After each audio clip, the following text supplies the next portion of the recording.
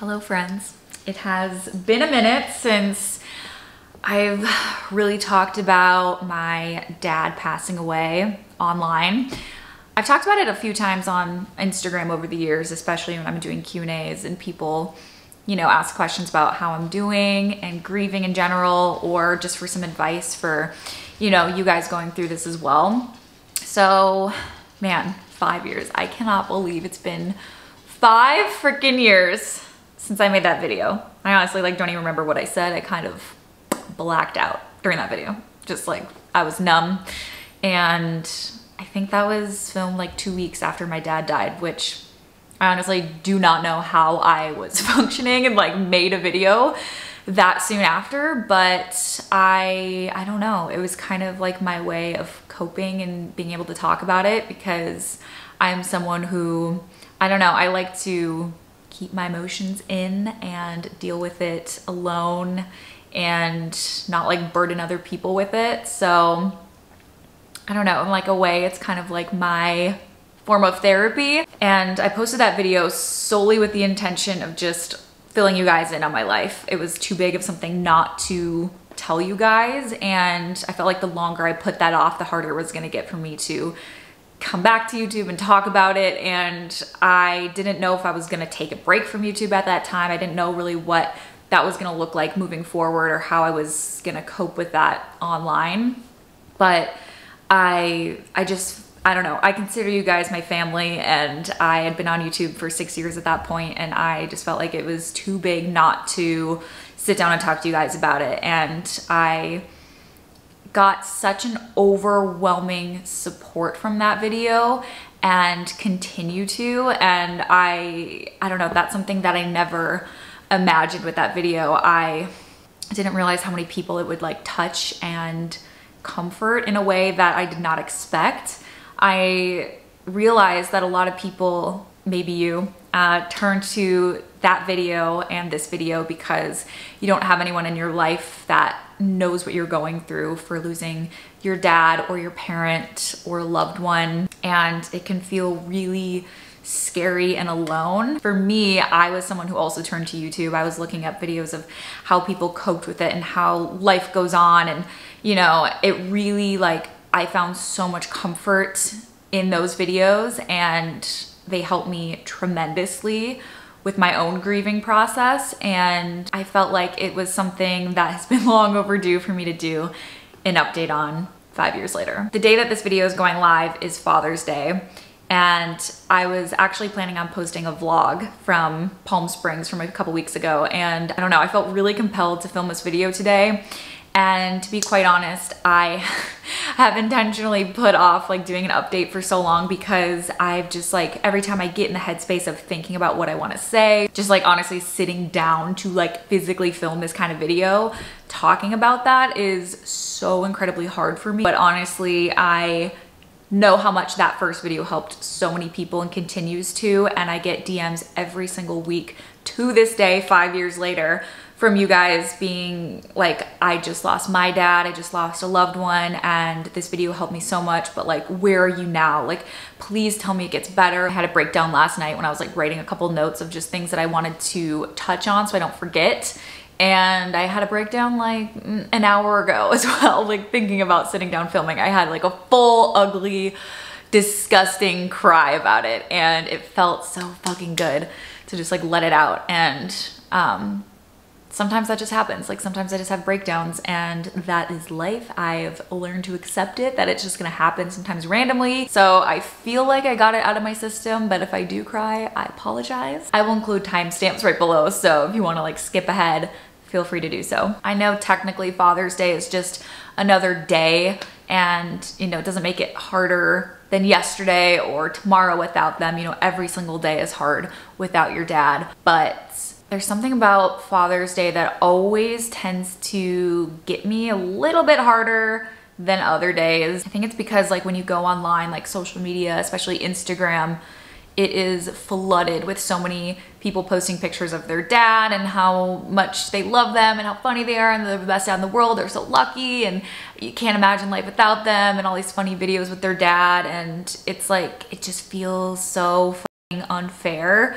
And I don't know, it really gets me. And I've now learned, and here's a little tip, to get off of social media for the day, delete Instagram from your phone for that day, or Facebook, whatever it is. Just getting out there to like commemorate them in some way is what I really like to do on Father's Day. I know the very first Father's Day I had without my dad, I like couldn't be in my apartment just sitting here wallowing. I had a full breakdown in the morning, and then I was like, I need to get the fuck out of my room. So Alex was like, hey, like let's go on a hike, let's do something outside, you know, take your mind off of it a little bit. So we went on this really hard hike. It really helped though. Like it really helped me to get out of the house and move, get some endorphins going. After this video, go out and go do something to commemorate them. Like go out on a walk and enjoy the little things in life. I think that's something that I've really learned, which I will get to. I like to think of what I did have and how special that was that I even had him to begin with. So I lost him in March, and then June rolls around and I was dreading it so much. So if this is your first Father's Day without your dad, I'm sending you the biggest virtual hug and squeeze and so much love your way. Let yourself feel today, whatever that looks like. So let's rewind to 2016, right after I posted that video. Just a little update on like where I was, what kind of headspace I was at. I ended up staying in Minnesota for a little bit. I wanted to be with my mom and my sister. Took a little bit of a break from school. Luckily, my school was so incredibly understanding about it, and they let me take as much time off as I needed. And I did end up returning to school for like the last maybe month of school, probably even less, a couple weeks. Oh, that's something I kind of forgot about. I ended up prolonging my graduation a year because I had to finish up some classes since I took time off from school. So I did that online, but I didn't want to go through the actual process of a graduation ceremony because the thought of that honestly was dreading it. Like I did not want to do a graduation ceremony at all. I don't know. I would never have done it otherwise. If Alex wasn't there and graduating too, I don't think I would have been able to physically like sit there and be okay emotionally, knowing that he's not physically there to watch me graduate. Gosh, all these memories are just like coming back to me now. Like I remember when I went back to school that May, like all of my roommates were graduating, their family coming and having parties, and they were like running around the apartment and like just celebrating, popping champagne. But I remember sitting there on the couch like as it was like a movie playing in front of my eyes. Like everyone was dancing and having the best time ever, and I was like, I was so fucking sad. It was just a weird feeling of like, wow, I want to be happy for them, but then I can't be happy for them because they're having the best time and living their life right in front of my eyes while this is like the most like devastating time in my life. I don't know. It felt like it wasn't fair. At one point, I just got up and walked up to my bedroom and cried myself to sleep because I was like, I do not want to be around this at all. Oh my God, you guys, I don't remember if I talked about this in the video. Again, don't remember a thing I said. I cry to this day thinking about this video. I haven't even watched this video in a while because I don't know how I'm gonna function. I can't even think about it. You guys, my classmates in my broadcasting class, we were all like really close. There was only like 7 to 15 of us. It was very small. They spent the entire class like making a video for me to like tell me how much they love me and were here for me, and I don't want to cry. Hands down the nicest thing anybody has ever done for me, and they did that so quickly. Like it was within a few days of my dad passing, and I went home to Minnesota and they were like, hey, we have something for you, sending you so much love, and they sent me like a link to this video. It was like them in front of like a green screen talking. Oh my God, it was so nice. Nicest thing anybody has ever done for me. All right, let's talk about the first year. So the first year was like really hard on me, my sister, and my mom. Like what gets you through that initial shock when someone that you love close to you dies is the overwhelming support that you hopefully have around you, like friends and family coming out and, you know, buying you groceries and making sure you're fed and sending you so many flowers and texting you and running your errands and helping you put this like service together when you're like just going through the motions and so numb. And that's really what helps you get through like that week. But then as soon as the funeral happens, that feeling of like everyone around you is there for you and or physically there for you, it's like it just kind of goes away. That's something that I feel like no one really talks about. It does trickle off a little bit, but it really is like after a couple weeks, it's just like, and the texts and the calls and the visits are just like less and less, and you start to see people like living their normal lives and like having fun and laughing, and you just feel like so envious because it's like, how can they live their normal lives and like be laughing right now when my life is shattered. In my experience, like people I found kind of, they stop asking you how you are all the time. And it's not that they don't think about you and care about you, because I know like my friends definitely did. They just didn't know how to handle it after that initial shock. They didn't want to set me off or bring it up because they didn't want me to feel sad again or hurt me. They just were kind of like walking on eggshells around me. And if something like kind of came up, I could see them kind of like stiffen, like they were scared of like how I was gonna react. And I think that's a video I really want to film.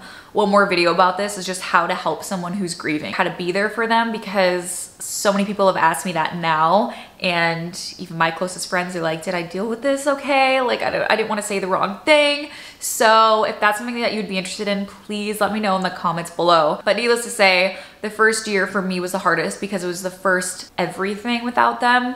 The first Father's Day without them, his first birthday that he wasn't there. Christmas was the saddest holiday ever because we had these traditions and we always would wake up and put on Christmas music and go to the coffee shop. My dad was always the designated wrapping paper handler, if you want to call it. We'd like throw him the wrapping paper and he'd always like have this really specific way of like folding it up really tightly and packing it in, and like it was his duty. We're always like, oh, that's dad's job. And so like, it was like that first Christmas, it was sad. Like we didn't even want to exchange gifts. I don't even know if we did exchange gifts. You just kind of realize like that's so frivolous, material things in life, and what you really truly want and value is the people that you're spending the holidays with. Christmas hasn't been the same since.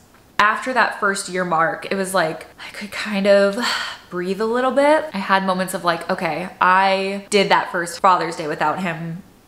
I can do it again. Experienced my birthday where I'm not gonna get a happy birthday, and I can do it again. It's not that it gets easier by any means. It doesn't get easier. You just learn how to live life in a new way. But I mean, everyone is gonna feel differently about that. But for me, it gets like less daunting in a way. It gets scarier because you're like, another year's going by and we haven't made new memories together or like heard their voice or been able to text them and call them. Just sparked my memory too. Like that first year was so weird because you just like, when I was home, I expected him to walk through the door at any minute or like send me a Snapchat, and I would constantly look at our text messages. And like the last time we talked, and I was like, there were so many times that I was like about to text him. Like we'd always watch the show The Voice at that time together, even if we weren't like physically together, we would Snapchat about it or send text messages. So I remember I'd like watch the show and then I was about to text him about something that happened. And then I was like, oh yeah, he's not gonna answer. Where I'm at now, I still can't believe it's been 5 years. Hitting that 5-year mark was so crazy to me because I remember when it happened, I would turn to YouTube and like watch these videos of people who lost a parent 5 years or 10 years, and them saying that, I was like, how are you functioning? Like, how are you filming a video? How are you like laughing or smiling or saying that you're okay? Like, I just could not process that. I was like, there's no way that's gonna be me. There's no way I'm gonna laugh again or be happy again or be able to like function as a human. Like I could not wrap my head around it. I would not be here without the support of my family and my friends and Alex and his family. And it really shows you like when you're going through the hardest times of your life, who steps up and wants to be there to help you. I'm at the point now where I really try to live my dad's legacy as best as I can. He was the light of my life. He was such a light in every room he walked into. You could tell he entered a room. Like he was so loud, like not obnoxious, at least in my opinion. Like sometimes he had just the loudest, low, amazing voice. You just knew he entered the room, okay? He was always cracking jokes, always laughing, like always laughing. That's what I just associate him with when I think about him. He's just like laughing. He loved life and he loved people and loved connecting with other people and making friends. And he was just one of those people that made you feel so comfortable because he was so authentically himself. He was like that to waiters or people he just met on the plane. Like he was that kind of person, like want to strike up a conversation with literally anybody. The biggest takeaways for me from his funeral and his wake and just this experience in general was that first, to be so unapologetically yourself that you make everyone else feel comfortable and safe to be themselves too. Life is way too short to be someone you're not, and to waste time being fake and to be a projection of what you think other people want you to be, or just to not let your true self like shine through. Like it's too short. I don't want to live my life like that. Like I don't want to be a version of myself or someone that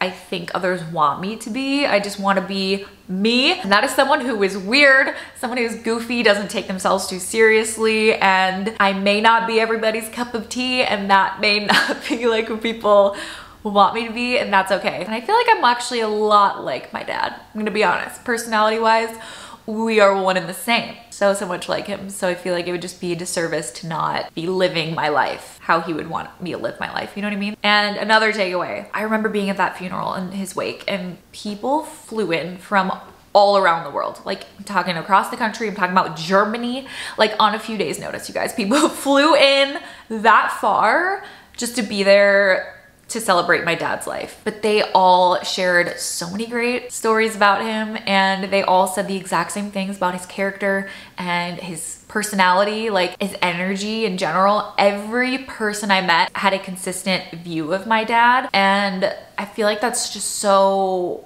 rare. Everybody has their own perception of who someone is based on their experiences with that person. He was just the same person to every single person he met. Every person. It didn't matter if you were his best friend of 15 years. It didn't matter if you were his daughter. It didn't matter if you were a stranger on a plane or a telemarketer. Literally, he would be striking up conversations with a telemarketer for like a half hour. I was like, Dad, who are you talking to? And be like, I don't know. He just was like everybody's best friend.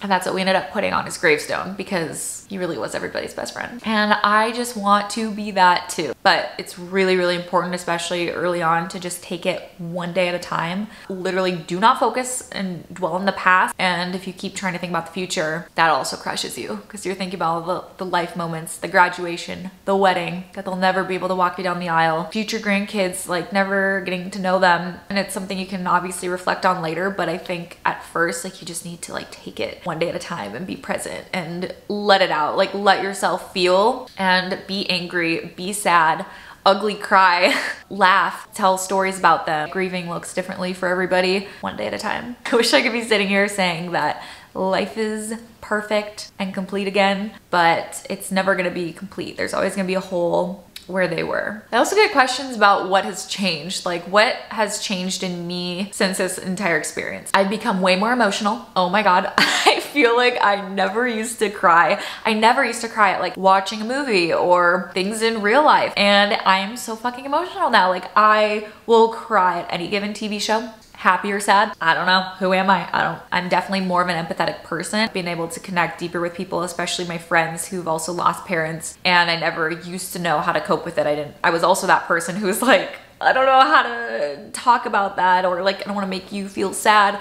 And now I feel like I get to have such like deeper conversations with those people. Oh, something fun. I developed anxiety. Cool. Ever felt like anxiety really in my life until then. Since then, have had so many panic attacks and just anxiety in general, especially social anxiety.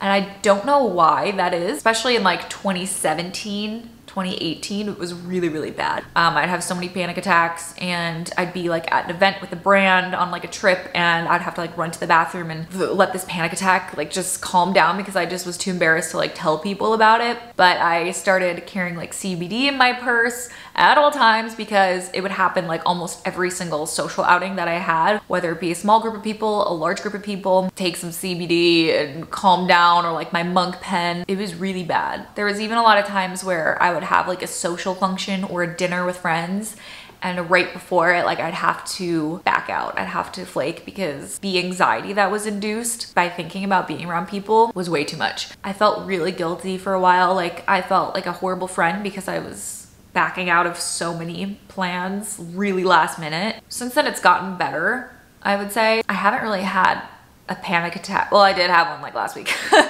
I haven't really had like a social anxiety thing in a while, but also haven't been around like too many social functions, so we'll keep you updated on that. I remember being at a brand thing in Oregon, and was it in Oregon? I don't know. I was at some brand function, like at a big dinner, and like a blogger brought up her dad and like how much she loves him, and then like I don't know, it was just like people were on the topic of their dad, and so they all were like, oh, like my dad tells this joke too, or like whatever.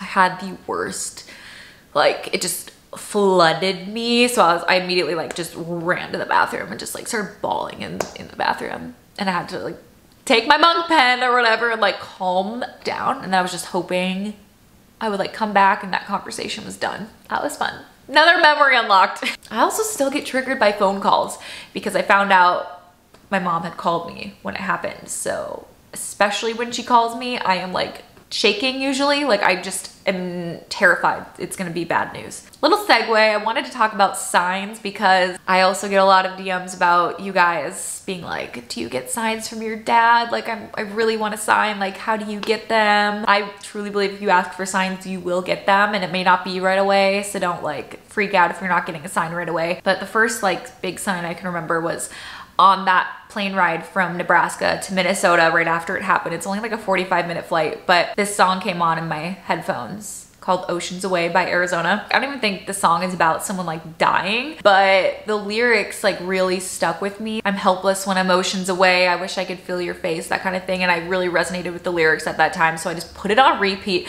I listened to it the entire way home. 45 minutes, crazy. I don't know, it was just a comforting song to me at the time. I just forever have now associated that song with my dad. After his funeral, like, I don't know when this was, maybe a couple weeks later, we went to our first like dinner out. We went to sushi with my dad's best friend and his wife, and my mom and me. You know, we're kind of like doing small talk for a little bit and talking about life because, you know, we're very fragile at this moment. Finally, after a little while, my dad's friend brought up, God, I miss Greg. As soon as he said that, you guys, the song Oceans Away just came on. It came on in the restaurant, and it was like, it's such a random song to like come on at a sushi restaurant. Like it was, I don't know. And it was the exact moment he said, God, I miss Greg. To me, that was a sign. That was like a, hey, I'm here. I know this is a little taboo, but I did a reading, like a psychic, or actually no, medium reading after that, looking for answers about everything. And it was like mind blowing, you guys. Like, I know not everybody believes in that, but for me it was like, whoa. That reading was mind-blowing on so many levels. I learned so much. Like my mom is like shook to this day about it, but maybe I'll talk about the full reading in a podcast episode at some point. But there was like before the reading, I like sat down in my room crying, being like, please dad, like please come through. You're the only one I really want to talk to in this reading. Let me know it's you, by calling me my nickname that only he knew. Well, my family knew it, but like he always called me Katie Bug or Bug. Anyway, like 2 hours into the reading, it was a long reading, he came through and the medium was like, oh my God, why is this person is covering me in bugs? Why is he covering me in bugs? I hate bugs. I'm so scared of bugs. Like, who is this? Blah, blah, blah. Like, does this mean anything to you? And I like lost it. I lost it, you guys. I also associate a number on the clock with my dad, like just a comforting, like, hey, I'm here, and I see it almost every single day, twice a day. Oh, dreams are a big one. I don't know when the dreams started. They weren't right away. They're symbolic dreams that I have of him where he's like walking with us, and then we all know like he can't continue walking with us, and he kind of like steps back and he's like, I want you to know I'm always here, but I have to lay down now. He's always like, I'm okay. I really do feel like I get to see him again and talk with him again, and I feel like he is there coming through to me in certain dreams, and there's always like a meaning behind it. I don't know, like he's telling me something. I always wake up kind of sad, to be honest, but also like really happy because I'm like, oh, I got to be with him again. I don't know, for me, like going into like a meditative state, focusing on my breath and like asking for certain signs, like you'll either hear something or like feel a way that you're gonna get a sign, or you can specifically ask. It'll also be like, I will literally be thinking about him or be like, please dad, like show me a sign. Passing a billboard, it'll literally be a sign with the song that he used to sing to me, like a jingle. It's so random. My final thoughts and what I've learned is to live life fully. Your dad or your loved one would not want you to not live your life. Reminded me that it's not the years in a life, it's the life in the years. And we don't know, you know, how much time we have on this earth. It just really hit me. Like, I'm like, I could be gone tomorrow,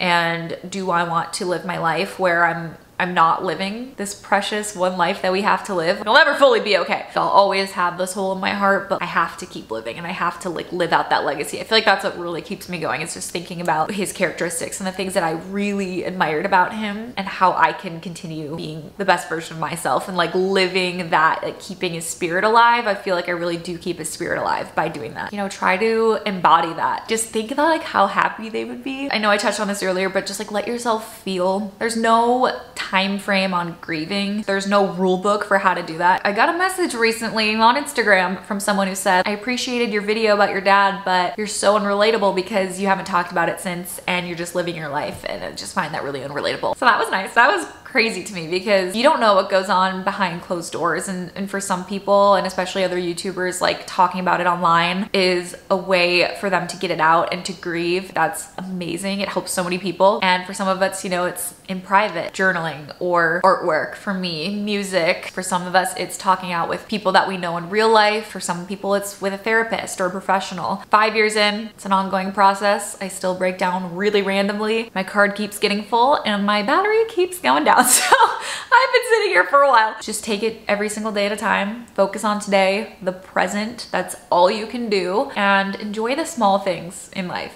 I feel like I've had a newfound appreciation for just the beautiful little things in life that we take for granted, like a nice walk outside, enjoying the sunshine, or walking into my favorite coffee shop and just smelling the aroma of coffee. Yes, I am addicted. It's the way of life. Life's just too short to not appreciate the small things, appreciate the people. People in life and love are the most important thing. Making a positive impact on other people. You have so much life to live and places to see, people to meet, experiences to be made, laughs to have. Like, there's so much goodness in life. It's too short to waste it. It really is. But I hope this video was comforting in some way. I mean, again, I hope you don't relate to this, but I know someone out there will. I don't know, I just felt an overwhelming sense of like I needed to film this video today for someone. So if that someone is you, then I hope this video like made you feel comforted or seen, and I'm sending you the biggest hug. I know Father's Day is hard, but I hope that, you know, one day you'll start to see it as a celebration of what an amazing dad that you had. Yeah, I'm still trying to remember that myself. Still a hard day for me as well, but I'm sending you a big squeeze. And with that, I will see you in my next video.